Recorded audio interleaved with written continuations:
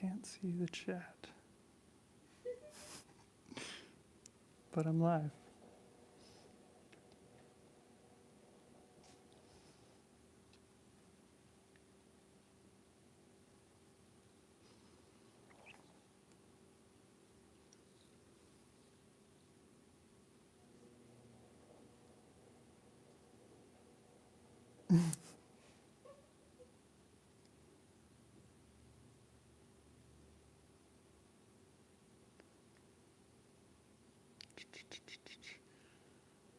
I'm just trying to figure out the chat settings here, guys. Oh, now I see it coming in.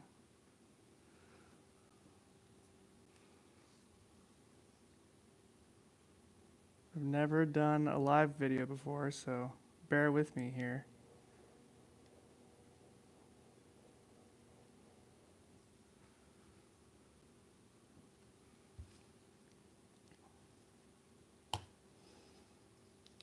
But we're going to convert this lens that I just got in, this 35mm f2 that I've been talking about on the channel for a while now. And we're going to attempt to do it live and see if I mess it up or not.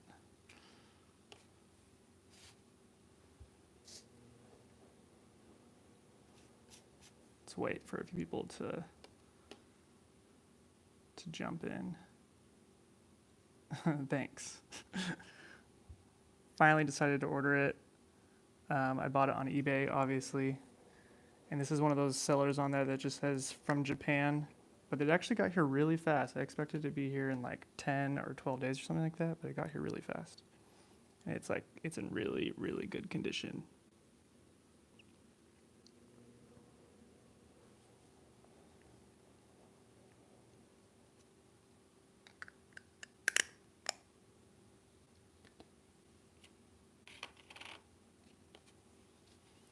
But first, I'm going to take this old mount off of this 50mm that I had because I'm not really going to use this one.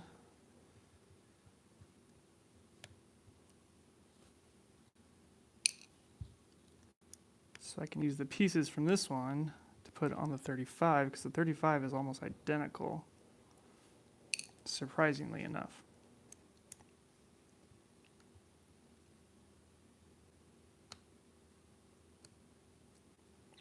This one is an f2, but it'll go to f22. Here, I'll put that over here so you can kind of see it. Doing lens surgery live.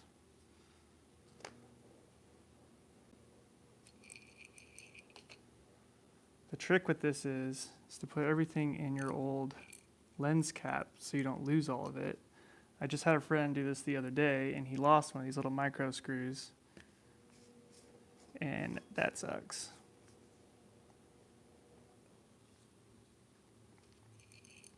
I'm also doing it on like this white piece of foam core because everything's black and that way I don't lose anything. And so in this other 50mm that I originally modded just as a practice round a few years ago. I don't know if you watched in the video that I made, but so I bought this little aperture arm to mod it, and it didn't really work very well. And so I had my friend with the 3D printer kind of make this other one, and it sort of works. It latches onto the aperture mechanism right, but then it's like kind of loose, so it falls off a lot. So if we have to use that one again, I'm going to have to figure out a different solution because it'll probably fall off again.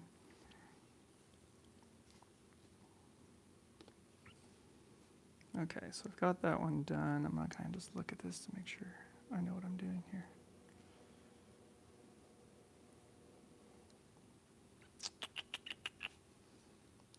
Move that one out. And we'll get the 35 going. So I've already inspected these two lenses. So this is the cheap 50-1.8 that comes with like every Canon AE1 from like the 80s ever.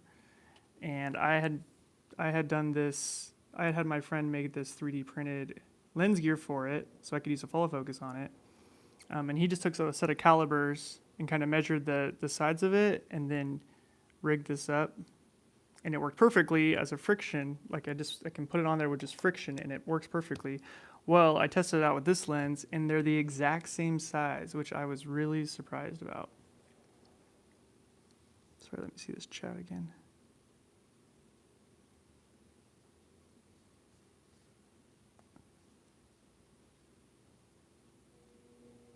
Well, maybe not. Sorry if I missed anything, guys.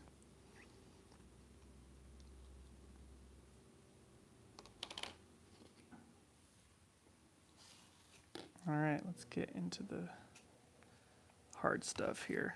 I don't know how many people are going to join here, but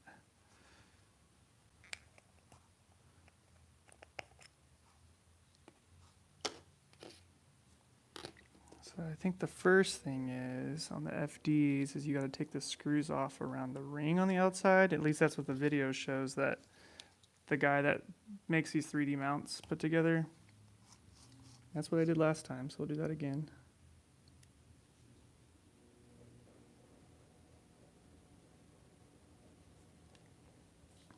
These are the tiniest screws.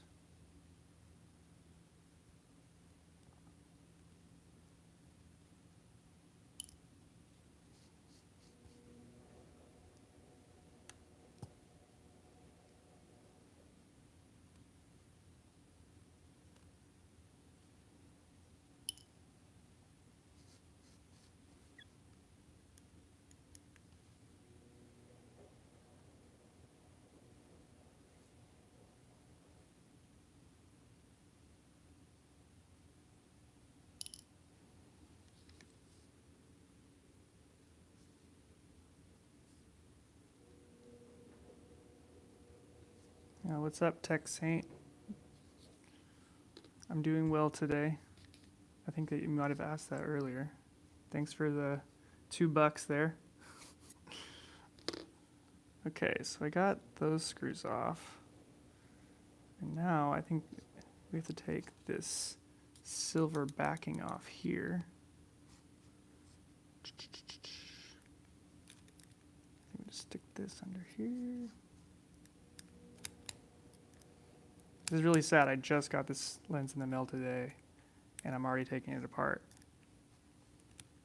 But that's the sacrifice, to be able to use it for cinema. All right. First ring is off.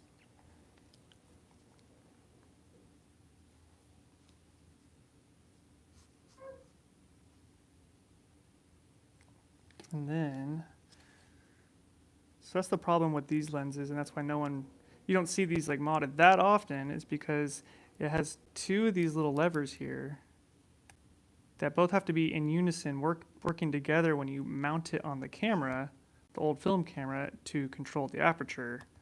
It's a really weird way of doing it. I don't know, it like loads up a spring or something to make it work right, but we're about to remove that whole mechanism now. Pretty sure we turn it clockwise until it makes a noise. Oop, there it is. It opened the aperture all the way. And then we remove that. All right, so now we're in the guts of the lens.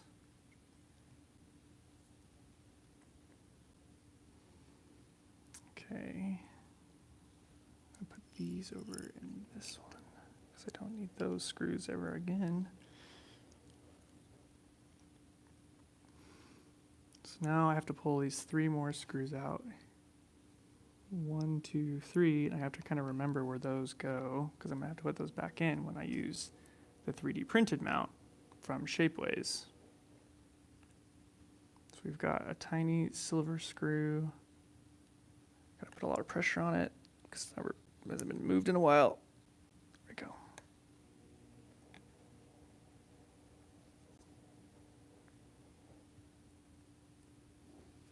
Screw 1. Okay, we're going to call that the north screw. The silver screw is the north screw.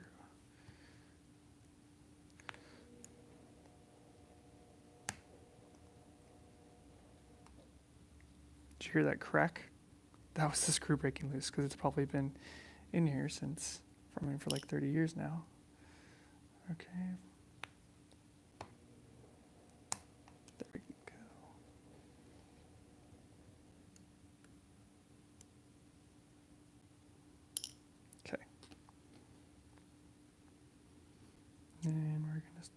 this off. Whoop.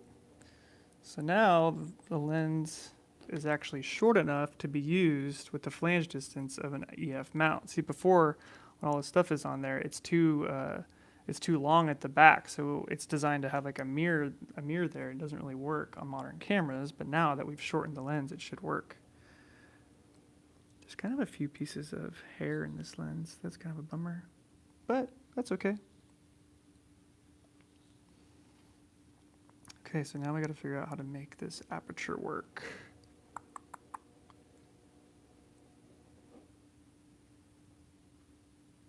So we can either try to use one of these arms. This is the first arm I bought on Shapeways from the same person that makes the back mount here.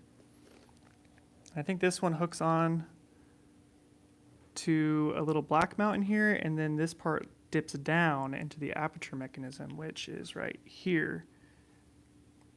There's, I don't know if you can see that, there's two little blades right there, and it has to go between those two little blades. But first, I want to declick the aperture, so we have to remove this piece again. And let's see, find the, let's remove this.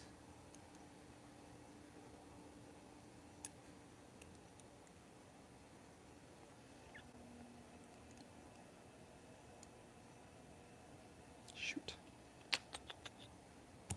Yeah, because this is where the aperture ring is. You can see the numbers on there.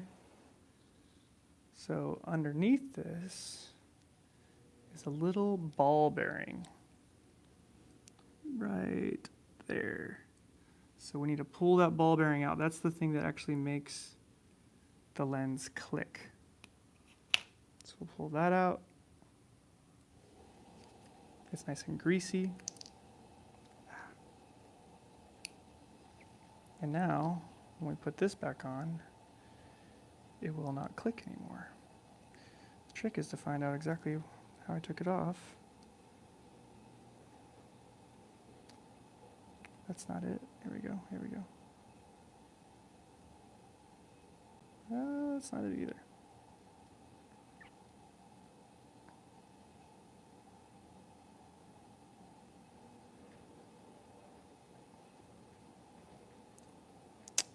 I think I was supposed to turn this to f22 before taking it off, and I didn't. So now we just have to get lucky and get it back on right.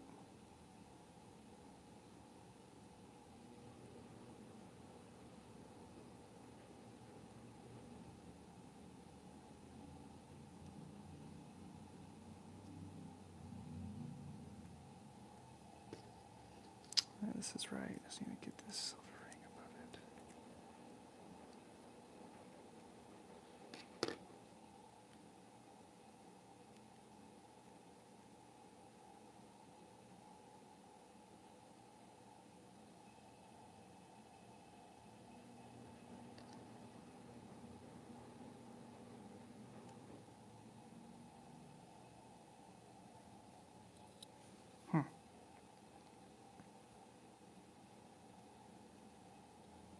Oh, that's what we're going to do here.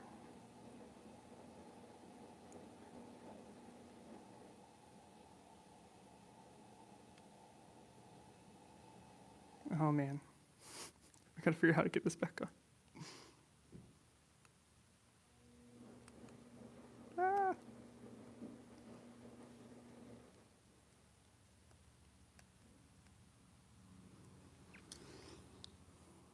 I mean, I guess it's set on there, right?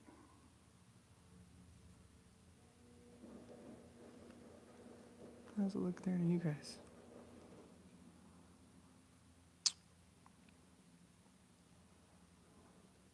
Definitely know it ends up back over here because that's where the aperture is at.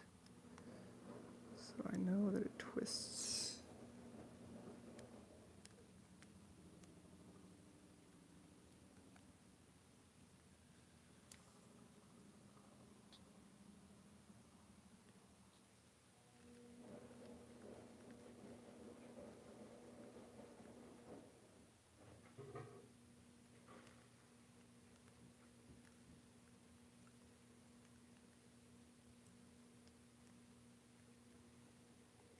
Cool.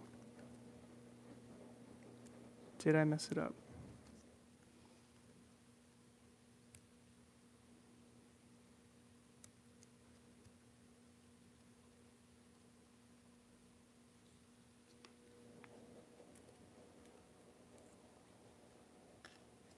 Don't need that anymore. That's for the automatic part. That's what we need to do too.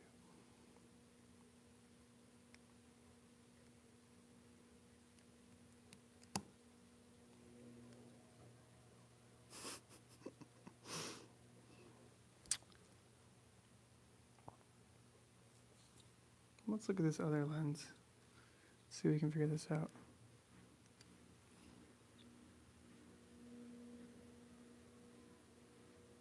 No, they're not the same.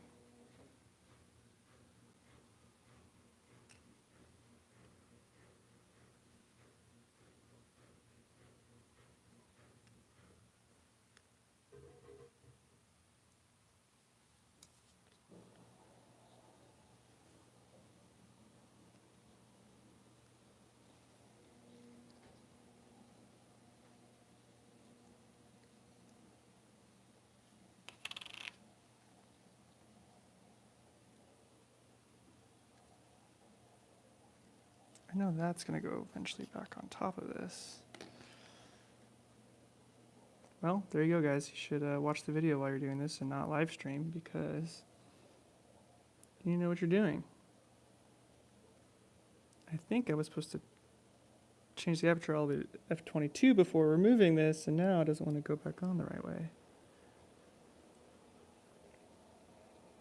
It's not far off, though. This just needs to spin.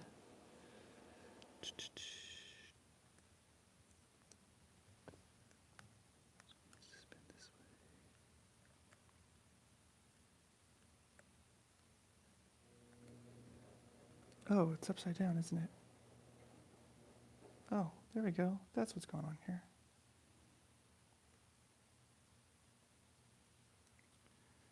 I think I figured it out. Aha! It was just upside down. Wow. Okay, so now we take this.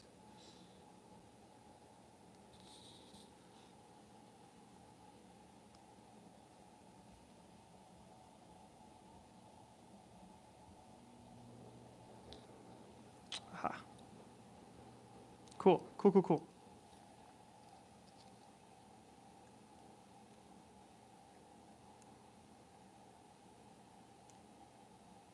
We want to set that back in there. That's right where it was at, but we want to slide, hold on to it until it slides.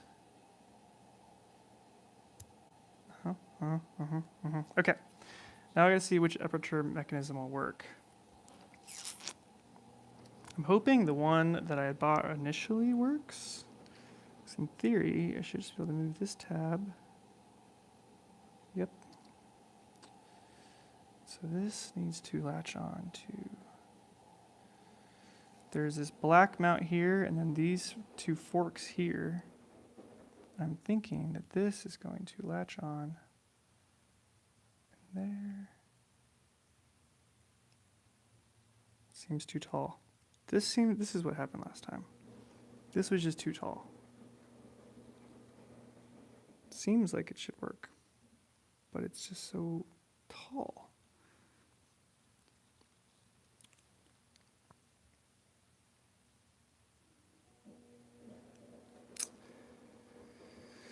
Yep, it's not going to work. Unless it's connected to this. That could be what's going on here. So we want to move this all the way around.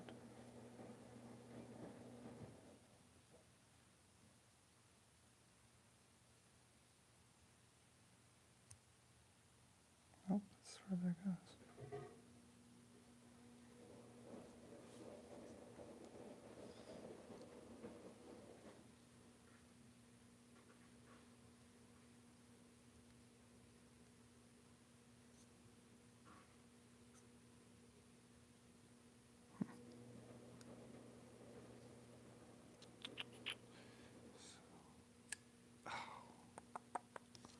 So what happens is this aperture can only go one direction. So if you push it too far, this little lever gets lost. And then you have to redo it.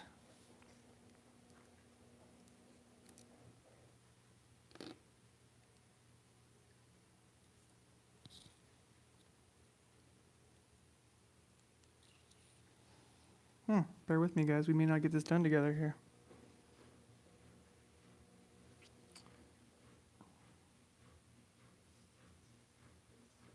I know I want this thing to move with the rest of this.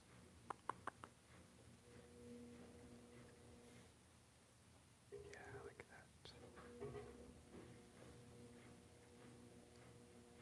Well, let's try this other arm here. This arm goes between. Now this is another one my friend 3D printed. I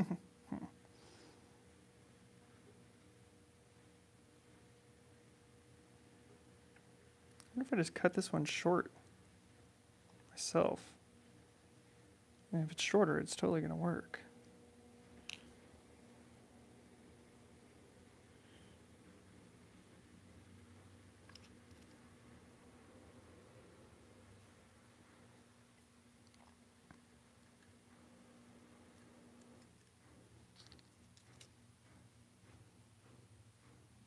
Yeah, we got a few more people here. Kind of missed the first half of the show, but I'm trying to figure out how to get this aperture mechanism to work now. Each one of these lenses is a little bit different, and I haven't done this in a while, so we're winging it.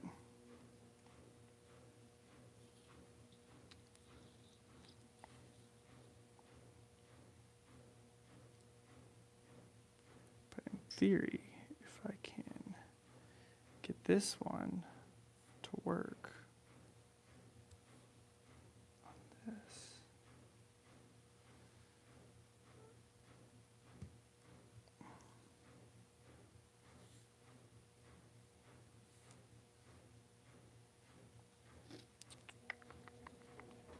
Should work. This should work.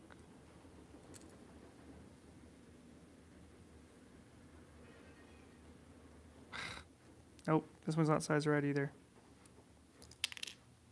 What about this one?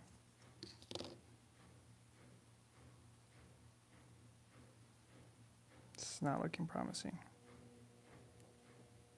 Ah, wait. This might work.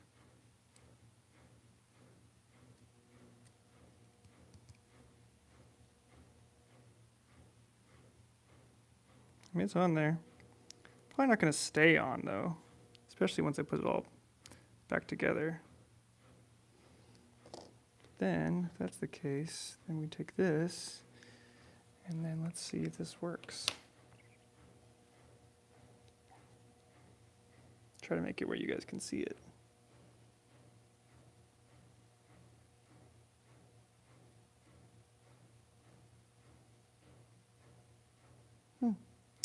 Goes like halfway. You see it? Oh, it fell off. No, it's not promising at all. Oh, cool. Well, I think that it said that I could take all of this off, technically. I could take that one off. Put this on here. And then try this one.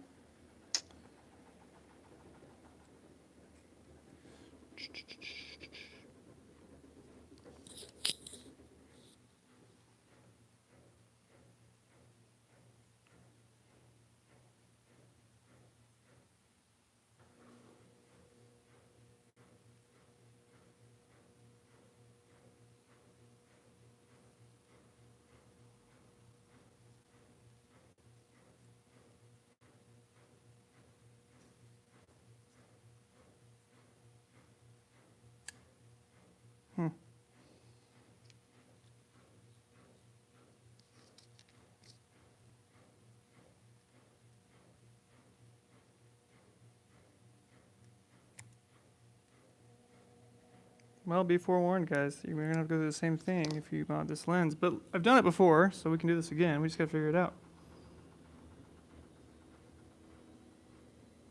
So that moves the aperture. But you can't go all the way wide open without moving to the wrong side of the aperture mechanism. So we need to keep this thing down the whole time.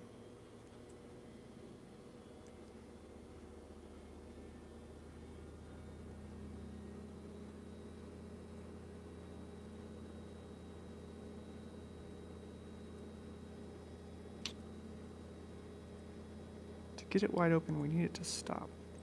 Ah, but it does stop right there. Okay. So this thing should really work. This is the trick here. I just got to get this shorter. How do I get that shorter? We got to cut it. Give me 2 seconds. I'm going to get some scissors.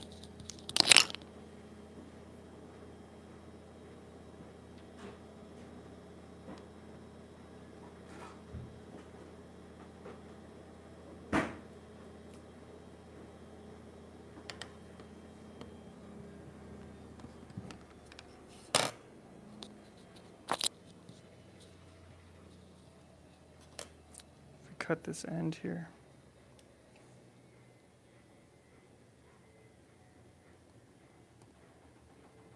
It's 3D printed, it can't be that hard to cut. No, it's pretty durable.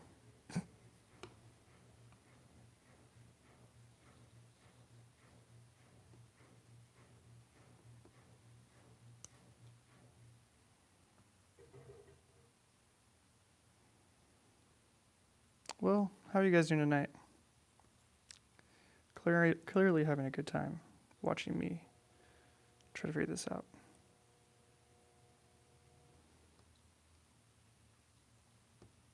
Well, it's tonight where I am. I don't know what time it is where you're at.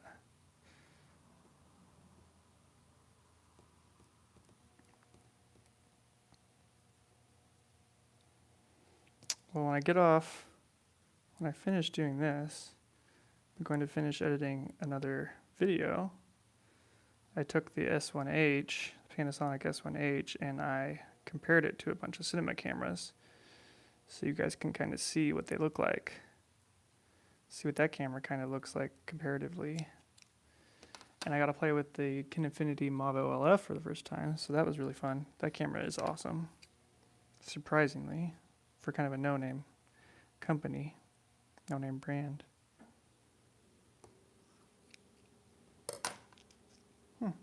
Well, I feel like this is the key. I just got to get this shorter.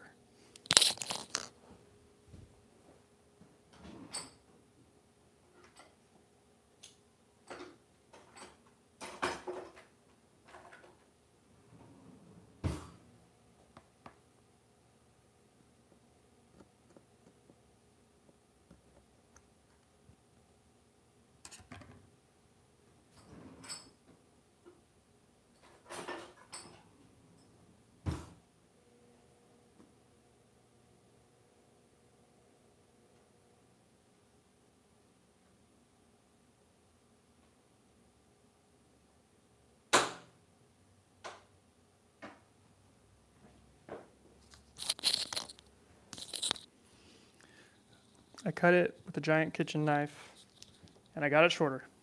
All right, moment of truth. So that goes between the aperture blades, and then this goes right on that black piece. Oh, we're so close. It needs to be just a hair shorter. Oh, that's gonna be hard.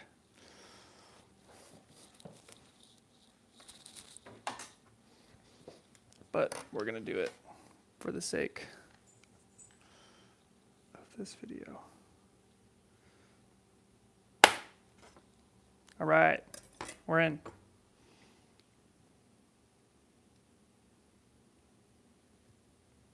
Ho ho ho ho. Yep, it works. So if you can see through this, take the lens cap off here. Oh, you probably can't see anything. Oh, you can sort of see it. Oh, it fell off.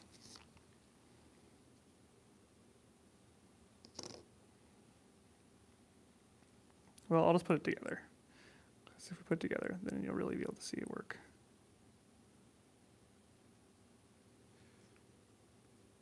Okay, great.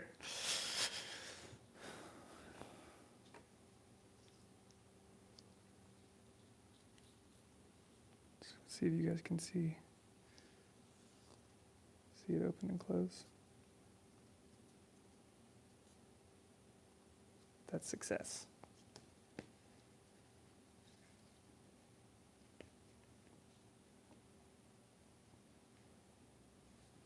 All right, home stretch. Now we have to take this old mount that I had on this 50 millimeter. This is the same one that I put in my link on my video, the Shapeways one, which is good. We're gonna remove this silver aperture ring. I've tried to use that in the past and it worked, but this works even better. So like this is 3D printed, but it's really nice. I mean, it took that whole kitchen knife to cut the same material off of that small piece. So you can tell, like, although this isn't like a metal mount that you'd be used to having on an EF mount, it still works really well on a camera. And it hasn't even got worn down that much. Like my other ones haven't worn down that much, even though you think it would over time. But they're only $12. So what if it wears down? I buy another one, take the 3 screws off, and put this one right back on, and you're good to go. Just a much more like economical way of doing this, especially rather than using an adapter. I think I don't know if anyone else watched that video that went out and bought an adapter, but those adapters aren't going to work very well because they had to put another piece of glass in between them to give you back infinity focus on an EF mount. And there's not good glass like a Metabones adapter. It's going to usually be kind of crappy ground glass. Okay, so let's put this on now. Well, now I've changed the whole orientation of this lens. Let's hope we put this back together right. I believe we want to have the north screw, which is the small silver screw. We want that to be, yeah, there we go. I believe that's right. So we'll take the 2 big black screws here. If you do this, you want to get one of these small screwdrivers and you need it to be magnetized or it is really difficult to get these screws onto the screwdriver because they're so tiny. Let's try this.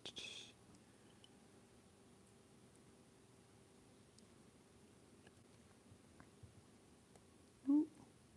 Don't want to strip these, be delicate with them. But hey, I got this lens for $179 plus shipping, and it's a 35 millimeter f2. Like this Sigma, well, I don't know, what would be an equivalent right now? Like maybe like the Canon EOS R, the new R lens that is 35-1.8. Maybe that would be a similar comparison. And that thing's like $500 and doesn't have this awesome metal body and that focus throw with 180 degree focus. Yeah, that's awesome. Ooh, okay. So we've got that figured out. It is on. And let's see if the aperture works.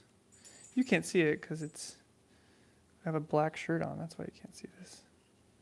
But the aperture is working very well. Yeah, you can see that now. See the iris close. And it's just smooth because I took out that ball bearing. So now you can just move this freely to get your exact exposure. Say you just want to say your highlights are just clipping a little bit. You can take that at f2 and just move it just slightly just to get it down to maybe just the split between 2 and 2.8, and now your exposure is good. You don't have to worry about the ND or whatever you have on the front of the camera. Okay, so that's the first thing. We've now converted it, which is great. The next thing you want to do is take the front mount. We want to make them where all my lenses have the same front thread size on the front, so I can just throw on an ND filter or my black Pro Mist or whatever. And so over here, I've got a Sensi 52 millimeter to 77 millimeter step-up ring. This is a 52 millimeter, and we're just going to thread that on like so. So now filters can go on that at any given time. And then the next piece is you're going to want a lens cap. That's a 77 millimeter lens cap because now your old lens cap won't work. This is just some cheap ones I've got. I could buy like a pack of 5 of these for like nothing. I don't know, like $10 or something. And then you can put that on like that. So now we've got, oh, did this backwards, guys. Let's take this off real quick. Now let's take that 3D printed gear I was talking about. And so this is just a friction gear, so it's just perfectly sized for the rubber focus throw here. And so you just kind of push it over the top. Actually, I'm going to put the lens cap back on. That way I can like kind of have something to grab. And then we're going to just push that on with our fingers gently, because I mean, it's 3D printed. It could crack. I'm going to push it down until it's a little bit lower, probably like right in the center of the focus ring. That way it just has the most grip and can't slide off or anything. Make it a little bit easier to throw on the follow focus. All right, so now we've got the gear on, focus, and now we can put this on.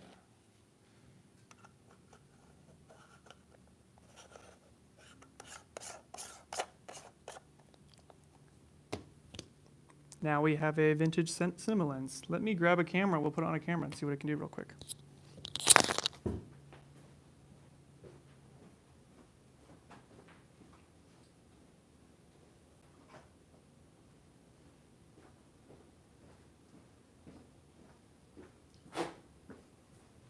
Get this big.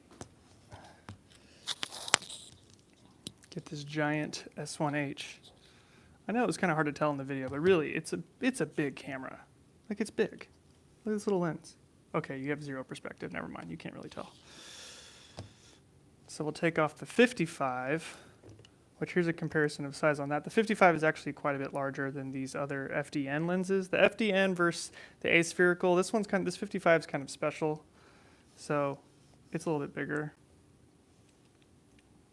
Let's take this S1H out for a second. There's no lens cap on that. That's unfortunate.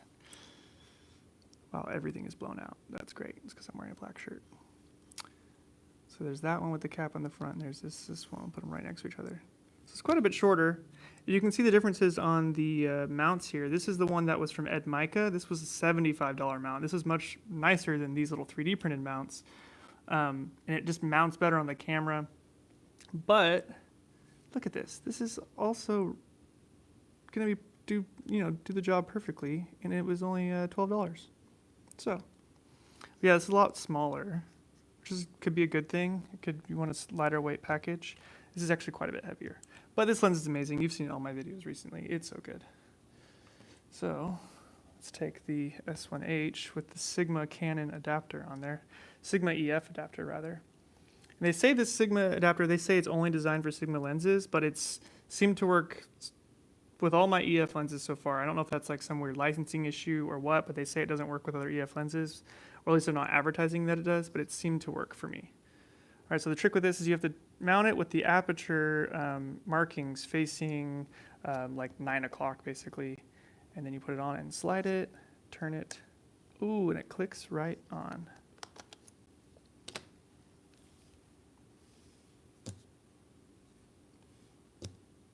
This is great. Okay.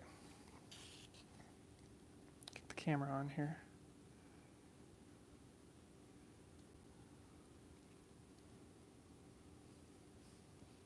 You guys can kind of see what's going on. Ugh, well, can't really get the exposure, can we? Oh. Let's just say that it works. Pull focus. Oh, yeah. Everything seems good to me.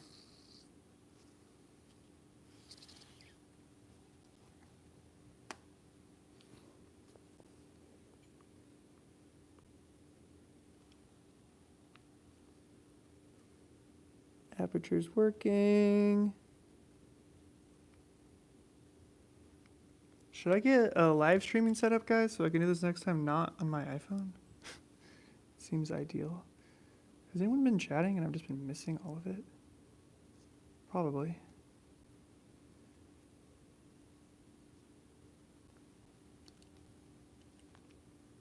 Oh my gosh, I had it on the wrong chat. Well, update me, guys. What did I miss? Did I miss anything? Please do. Please get a streaming set up. I might have to do that here in the future.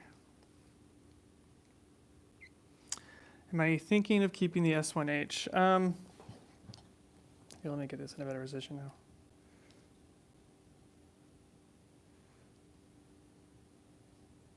I guess I'm not allowed to get it in a different position. I'm kind of thinking about keeping it. It is $4,000, but I did get that Nikon Z6 kit because I won that contest, and I don't really love that camera. I hope that doesn't bum anyone out. It's just not for me. Just the image is like, it's nice, but it seems like they're saying it's 10-bit, but I don't really feel the 10-bit out of it. It kind of was hard to actually get the right color out of that video, and I underexposed it just a little bit, and it just kind of ruined the image. It's just not a very versatile camera. So I'm trying to sell that camera. So if I do, I might be in the market for something like this. Now, I was going to look at the Panasonic S1 to see how that 4K video compares, since it is quite a bit cheaper. And if you do get the S1 used, you can get you can buy the $200 vlog package for it, and it should be very similar to this. It's just not going to have the same tilt screen. Like the screen on the S1 can do just tilt out like this, but it doesn't have the full flip out, which I'm not that I vlog or anything, but it is nice to be able to have that articulating screen. And the whole point of buying a camera like this would be mostly for something that I can just grab and go. That's the whole point. I have my Ursa Mini 4.6K, so I have a cinema camera.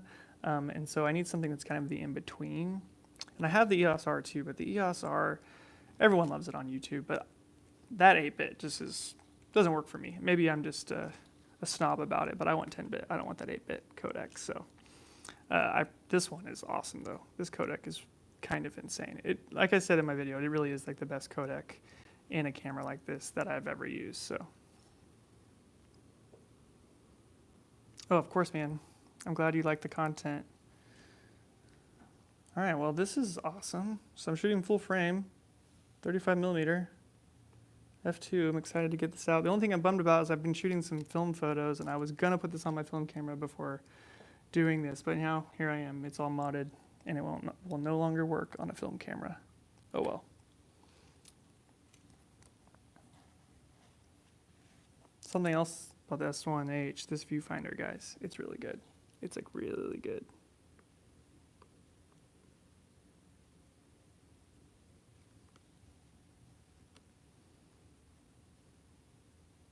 Let's see, I guess the trick here is can we focus to infinity, have no problems? Yeah, can focus really far. A little blurry on the edges at f2, probably to be expected on this camera. On this lens.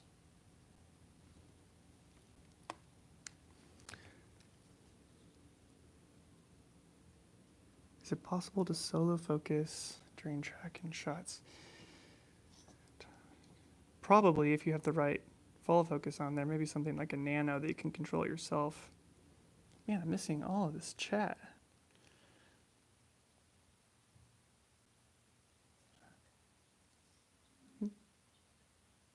Where did I get the lens? Okay. I got the lens on eBay. It's $189 shipped from Japan. I never knew about those. If you go on there, you can see there's a lot of options for ship from Japan, mint condition, and I was like, okay, it's not someone local that I can kind of see, but I bought it anyways, and it is in really, really good condition, so I'm glad I did it. Show the difference between the EOS R and the S1H. Oof. I could do that, but it would just not even be a fair comparison. This would kill the EOS R. God, I gotta figure out how to keep this chat up so I can read these before they go away.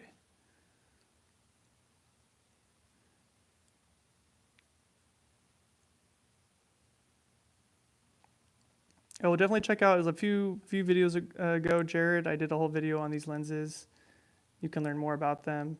Like I said, this one's only $179, 35mm f2, so it's really fast.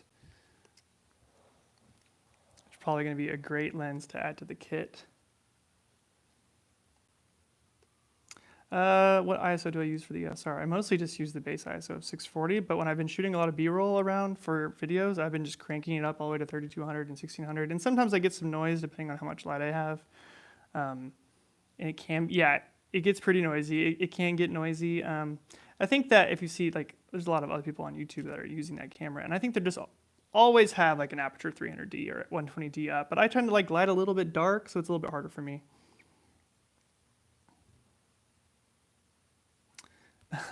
Yeah, speed booster for medium format. Yeah, I don't know if there's anything out there quite yet that is comparable to that. You can take those old lenses and have them converge onto one of these sensors, but I don't think you're going to fully get that frame size yet.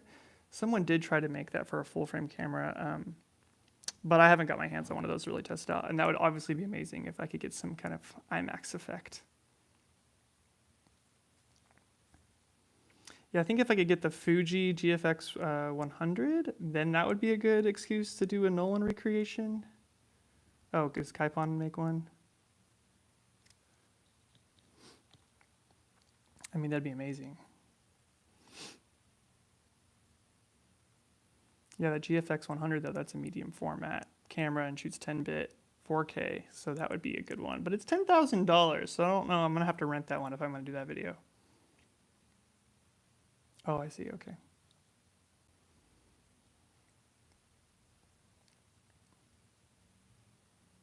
Any more questions on the S1H while I'm here and while I have it in my hands? Or these lenses, of course.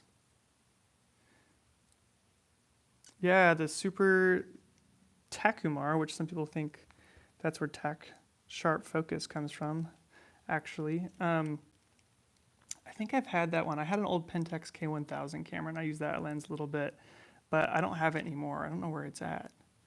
I'm sure it's good. A lot of people, other people have reviewed that lens, and it seems like a really nice lens. Really, when it comes to these vintage lenses, I would just try to look up as much as you can and see which ones perform the best. So a lot of them, they'll be vintage, and they will really look vintage. They'll be so soft on the corners, you probably will end up not liking the image. Whereas a lot of these like Canon FD lenses don't do that. Even the 50-1.8, that's like kind of the kind of nifty 50 from back in the day. At 1.8, it is soft and it has chromatic aberration. But if you just barely stop it down, just hit like F2, and everything really starts to like get sharp on that lens. So like that one's like $100. You probably find it at $50 on Craigslist or Facebook Marketplace, like anywhere around. They make an FD to FL-RF mount. Really? No, I have not looked into that.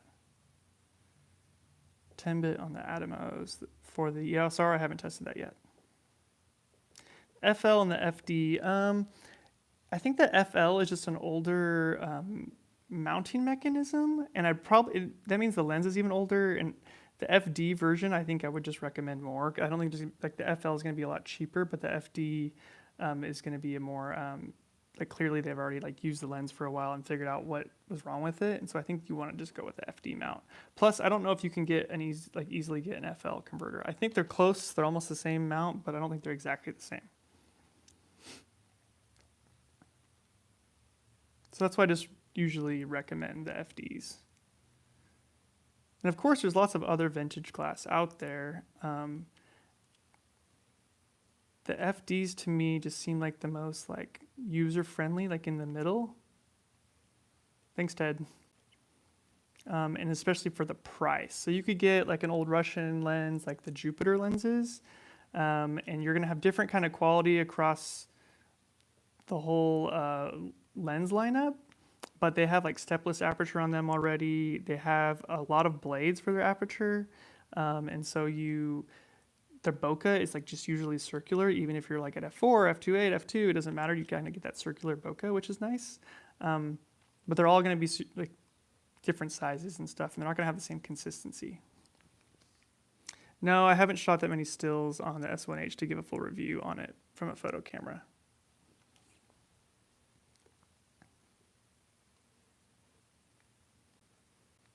I'm just in here playing with this aperture. It's so nice now that it's just nice and smooth. Something to note though, when you do this, that the mount lines right up with the aperture ring. Yeah, low contrast, dreamy bokeh, exactly. And so if you tighten the screws too much, the aperture ring will get stuck. So make sure to don't over tighten the screws or this won't actually move. Less chromatic aberration on the The Pentax, yeah.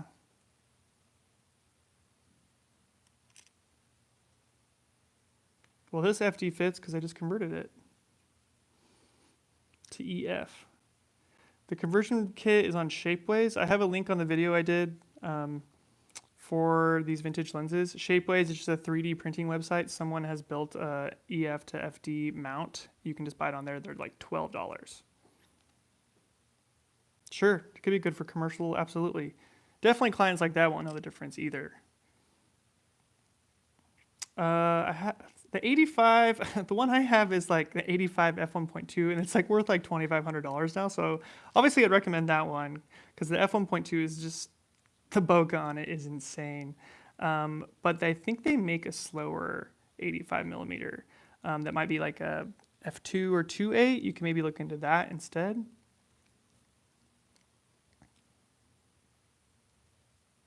Yeah, the flange distance, that's the problem.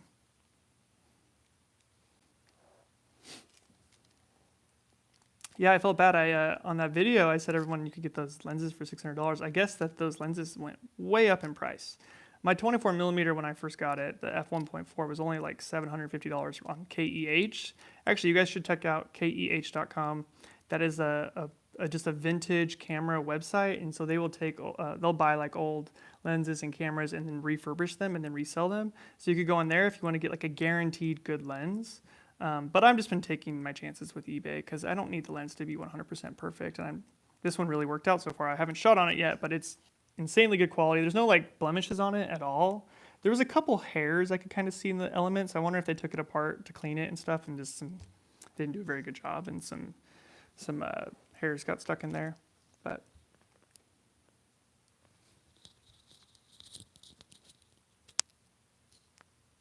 they don't seem to focus peak.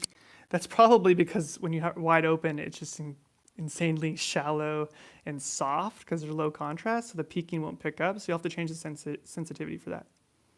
I don't have a 28 millimeter. They don't make a 28 1.4, I don't believe, on the FDs. I think they made a 28 2.8, but not a 1.4.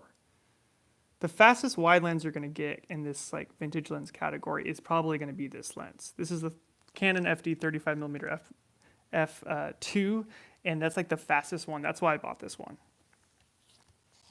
They make a 2.8 version of this one as well, but I don't think it's gonna be that much cheaper or anything. Maybe it will be like $100, whereas this is only like $180.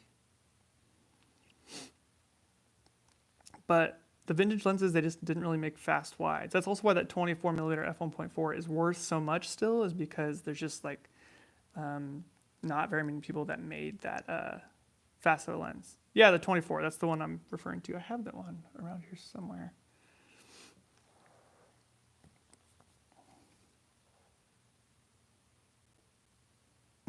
Thanks, text saying it doesn't matter. Did you ask a question? Let me make sure I can answer that.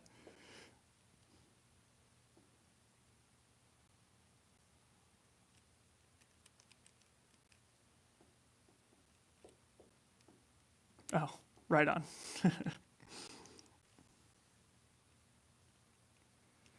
Do I struggle to get wide enough on the Ursa?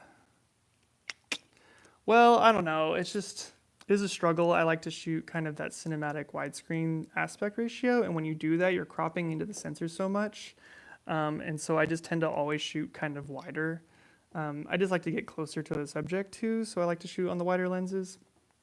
But with the Ursa, it's not that bad because the crop on the Ursa is only about like a 1.4 crop versus like a lot of the APS-C cameras, which are like 1.7, 1.8. And so the crop is like, it's not as dramatic on that camera. The Pocket 6K, I haven't played with the Pocket 6K yet. I've done the Pocket 4K, obviously, and then every other Blackmagic camera. I mean, it looks nice. It's $1,000 more. I did a whole video over this. I think it's a really good camera. If you want to live in the super 35 millimeter kind of frame, I think it's probably still the best one you can get if you're just doing video.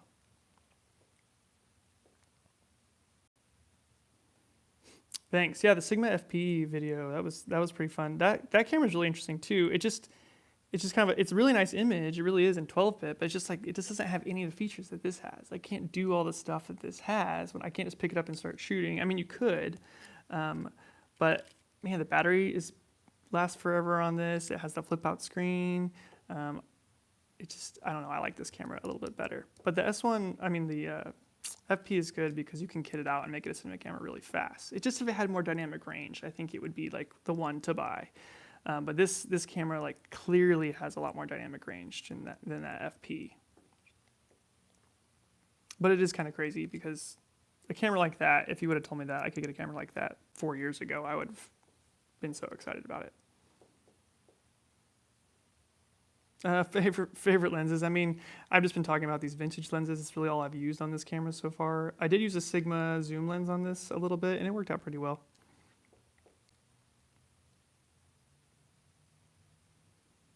I use the Aperture 120D and 300D a lot for the recreations. It's basically the only light I use for all those recreations, actually. And there are some cheaper versions of that. Sean, iPhone 4. Yeah, I use gels sometimes, for sure. The Vlog L versus the Vlog. Yes, the Vlog L has definitely way more dynamic range than the Vlog versus the Vlog L. The Vlog L that was like on the GH5S, it definitely limited, and you have to actually kind of remap how you do your exposure because you don't want to expose too high because there's none of those like highlight retention is not there like it would be on this camera. Vlog L versus B-RAW. Well, B-RAW is raw, so it's always just going to be a little bit better. I mean, no matter what, that's 12-bit versus the 10-bit in this. But this 10-bit is really, really, really good. As long as you light correctly and set up your shot correctly, you'll have zero problems with the Vlog on this.